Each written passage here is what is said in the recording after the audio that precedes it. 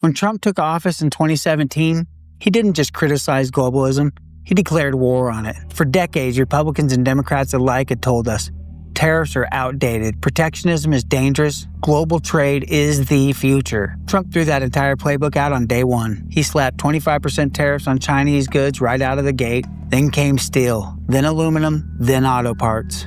Mexico, Canada, Germany, no one was exempt. Even allies got hit. People said, isn't this reckless? No one's ever started a trade war with the whole world before. But Trump wasn't trying to start a war. He was trying to expose the illusion. And it worked. The media lost its mind. Markets wobbled. Corporate leaders panicked. We were told shelves would go empty, that farmers would go bankrupt, that inflation would skyrocket. But what actually happened? None of it. Yes, some prices ticked up. Yes, China retaliated with tariffs of their own, but the shelves didn't empty. And for the first time in decades, America started to act like the superpower it actually is. Because here's the truth. We are the world's energy powerhouse, we print the global reserve currency, and we have military dominance no one else can match. For years, we gave that leverage away.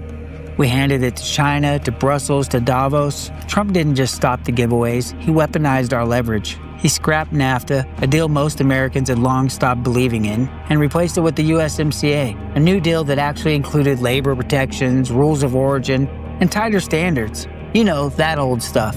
He didn't just fight China, he restructured trade with Mexico and Canada too. Suddenly, automakers had to think twice before building in Asia. Companies began reshoring to avoid future tariff risk. Even Japan and South Korea started hedging their bets. And quietly, without fanfare, American manufacturing started to stabilize. Now, was it perfect?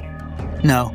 Tariffs don't build an economy overnight, but they did something far more important. They reset the conversation. For the first time in 30 years, Americans were asking, why are we dependent on China for medicine? Why can't we make microchips here? Why are our kids graduating college just to serve coffee? And they were asking those questions out loud. Trump's tariffs weren't just about trade.